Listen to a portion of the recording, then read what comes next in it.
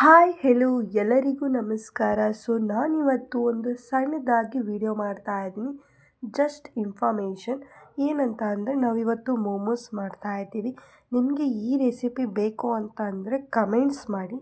ಯಾರಾದರೂ ಒಬ್ಬರು ಕಮೆಂಟ್ಸ್ ಮಾಡಿದರೂ ನಾನು ಮೋಮೋಸ್ನ ಮಾಡಿ ಹೇಳ್ತೀನಿ ಯಾವ ಥರ ಹೇಗೆ ಅಂತ. ಆರಾಮಾಗಿ ಇದನ್ನು ಮಾಡ್ಕೊಬೋದು, ಬ್ರೇಕ್ಫಾಸ್ಟ್ಗಾಗುತ್ತೆ ಮತ್ತು ಮಕ್ಕಳಿಗೆ ಹೆಲ್ತಿಯಾಗಿ ಮನೆಯಲ್ಲೇ ಮಾಡ್ಕೊಬೋದು.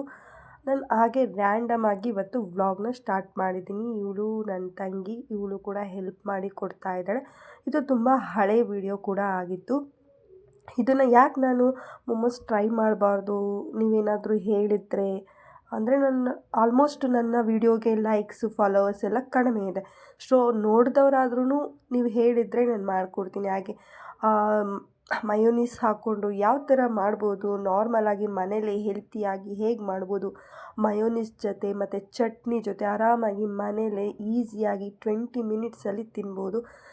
ನಿಮಗೇನಾದರೂ ಈ ರೆಸಿಪಿ ಬೇಕು ಅಂತ ಹೇಳಿದರೆ ದಯವಿಟ್ಟು ಕಮೆಂಟ್ ಸೆಕ್ಷನಲ್ಲಿ ತಿಳಿಸಿ.